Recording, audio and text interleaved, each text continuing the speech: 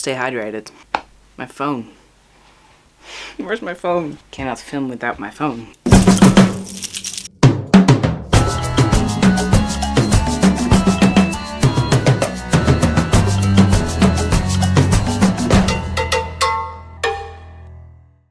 Hi guys, welcome back to my Therian territory. You may call me Thorn, and in today's video I will be discussing with you guys how to more discreetly identify as an alterhuman, whether that be a Therian or an Otherkin, or any alterhuman identity for that matter. I'll kind of just be talking about how to kind of keep your alterhuman identity a secret while also still being able to express yourself as an alterhuman. Because surely a lot of alterhumans want to be able to express that side of themselves and simply be able to kind of feel better about themselves when doing certain activities and maybe release some species dysphoria, for example. There's many different reasons why you would want to, of course, express your alterhuman identity. But unfortunately, this isn't possible for everyone to do out in public, to do in the presence of your parents, for example, or to do in the presence of your friends or any other type of family, because not everybody is out as an alterhuman and not everybody is able to come out as alterhuman. So now, since I have the privilege to never having needed to keep my identity a secret to my family or to my friends or anybody, to be honest, I've also decided to ask a bunch of people within the community whether they were willing to share their experience as an alterhuman who has to keep their identity a secret. They will be sharing their own experiences as I give some tips about how to more discreetly express yourself as a Therian or Otherkin or alterhuman in any form. Before I dive into that, I did want to recommend my video on 15 ways how to connect with your Ther or kin type. However, not everything in that video may be fit to keep your alterhuman identity a secret, so you kind of just have to see if you are able to do certain specific things mentioned in that video discreetly and in secret, because there's definitely a bunch in there, so I definitely recommend that. Now let's start off with different excuses to the humans. These are basically all the things you can mention when somebody is questioning or being suspicious of what you are doing when you are expressing your alterhuman self, and then not having to mention that you are actually alterhuman.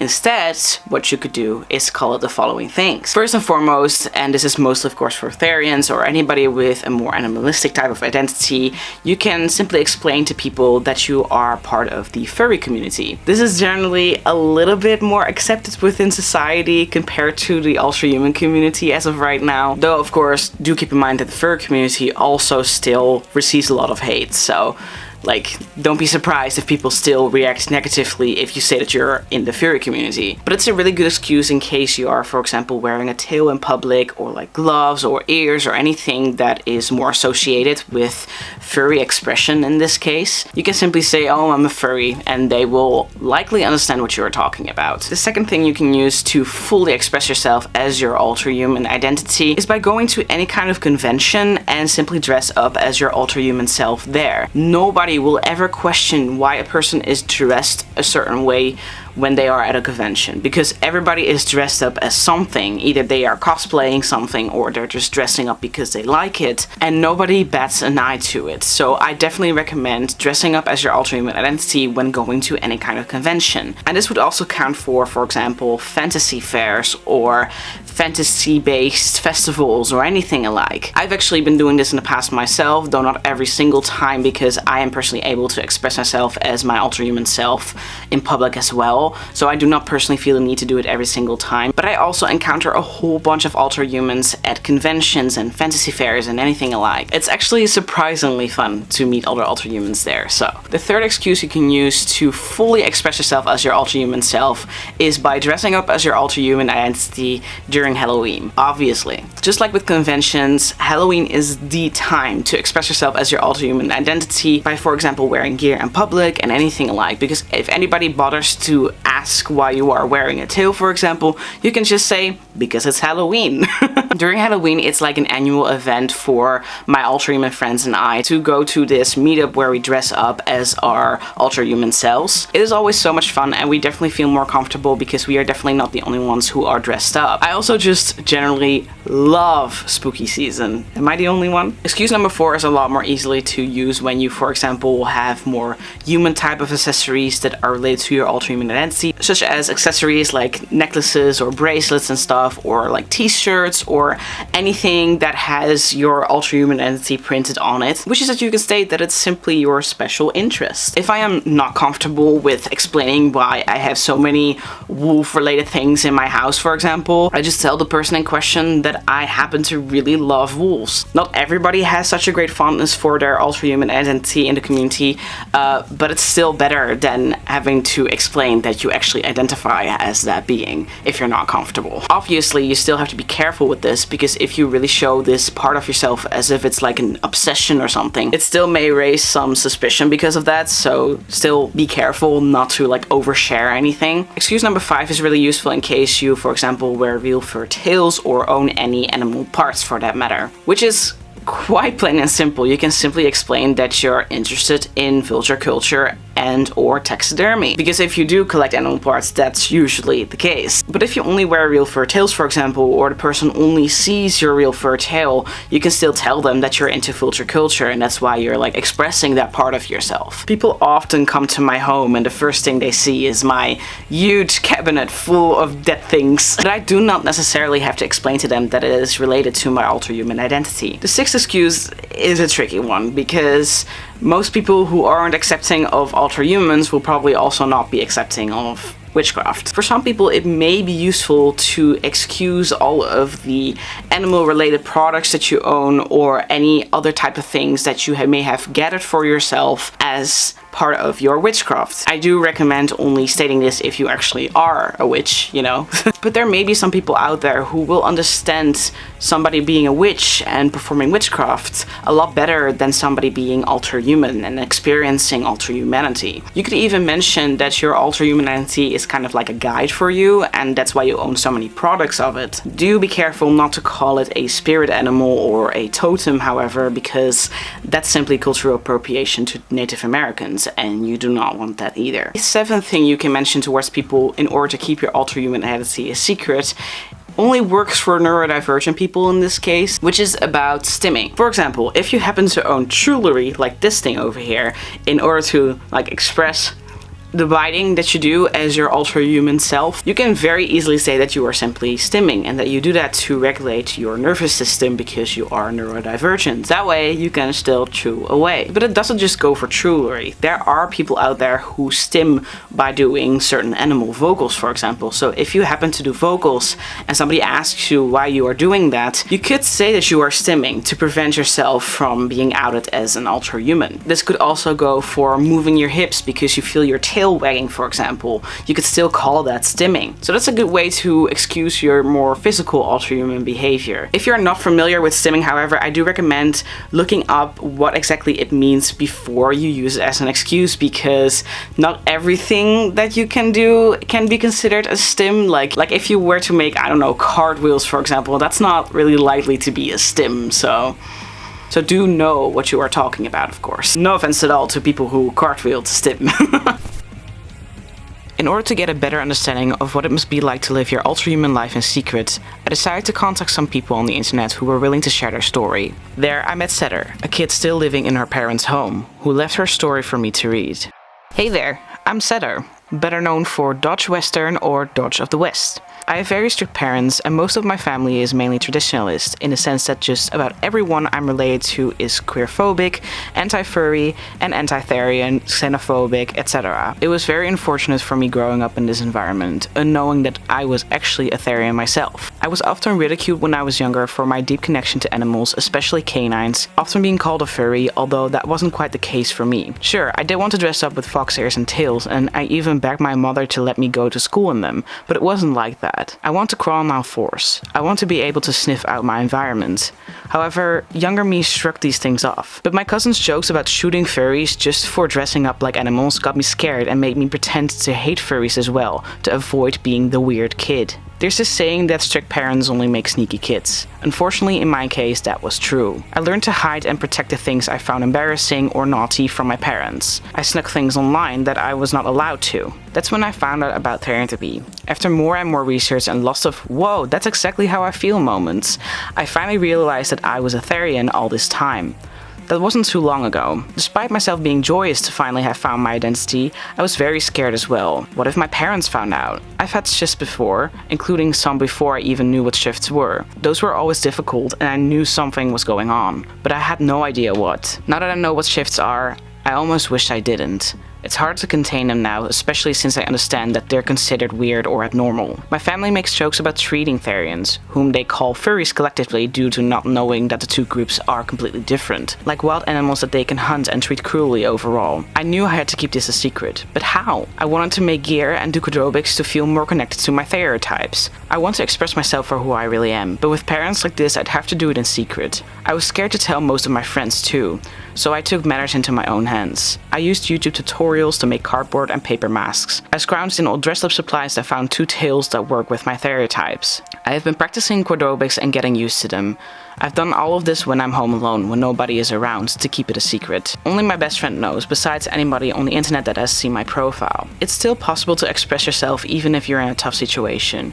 You just have to figure out what works for you. Now that I've mentioned all of these excuses you can use towards other people, I will also be naming a couple of things to express your alterhuman identities in a more discreet way. Some of these may have already been mentioned in the connection video that I talked about earlier, but not everything is. So the first one is to simply wear your gear in secret when nobody is around. I happen to have a lot of gear, but that's because I am out as a Therian towards everybody around me. So if they see my stuff, they know it's related to my alterhuman identity, but that's definitely not for everybody. But if you keep your alterhuman identity a secret, that doesn't mean you cannot wear gear at all. You can simply wear more discreet gear that isn't very obviously related to anything alterhuman. If you wear just one necklace related to your identity, I don't think anybody is going to ask anything. And more obvious gear, such as tails or masks or ears, can also be worn when nobody is around, for example, so you can simply hide it somewhere. Be prepared with an excuse if your parents happen to find them though. The second thing would be art. You're not obligated at all to share your art with anybody. You can keep your art fully for yourself. For this reason, you can easily express yourself as an alterhuman by doing art. The third thing is kind of like a life hack that a lot of alterhuman use to find other alterhumans in real life, which is by drawing an alterhuman related symbol on your hand. There's obviously the alterhuman logo that you can use, but there's also the theta delta for Therians and the heptagram for Otherkin, for example. If you draw it on your hand, nobody's really gonna bat an eye to it. If they ask what it is, you can simply say, oh, I was just doodling something. For the theta delta, for example, you can easily say that it has to do with Harry Potter because look at the resemblance. But for other alterhumans out there who are familiar with the symbols used in the community, they may recognize it and come to you to say, yo, I'm also alterhuman. The fourth thing would be to simply collect a bunch of items that remind you of your alterhuman identity. If you are draconic, for example, it may be incredibly pleasing to keep this little chest where you collect a bunch of coins that you found on the ground, for example. For anyone with animalistic identities, this can be anything that you can find in nature. Sticks, stones, pine cones, anything. The fifth thing, which is one of my personal favorites to be honest, is to do as much research about your alterhuman identity as possible. Knowledge can be kept a secret as much as you want, and learning about your alterhuman identity can be a very nice way to express yourself. Watch documentaries, read books, do some digging on the internet, anything basically. And if the topic of conversation with an unknowing person happens to stumble upon your alterhuman identity, you can share anything about it that you want because you happen to know a lot about it. If they ask why you know so much, you can simply say that it's your special interest. And the last discreet way to express yourself as an alterhuman is by using your imagination. What I often love to do is simply imagine myself as my wolf stereotype in all kinds of scenarios. What you look like and what you want to do in this imagination does not matter. A lot of people listen to music and imagine themselves as if they're in these AMVs, for example, and I honestly kind of do that myself too sometimes. Don't tell anybody.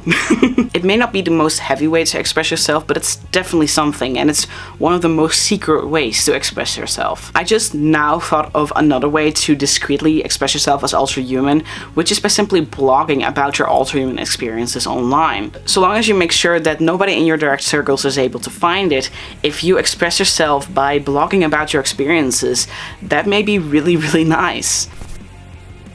I also contacted a friend of mine who is an adult living in her own home, yet she still keeps her alterhuman identity a secret to her social circles. This is her experience. Hi, I'm Chimera, and I'm an adult Therian. When you're a child, people don't really think much of you acting like an animal. It's normal for kids to wear things like ears and tails and see them running around and playing, pretending that they're some sort of wild beast. Not for me. No one in real life knows I identify as non-human. I could never do those things in public for fear of being ridiculed. As an adult, you're expected to be mature and stable. If I told my employer that I identify as a dog, that could actually lead to me getting fired because they'll see me as crazy. There are some times where I've gotten some stares because I let the human mask slip, and it's hard sometimes.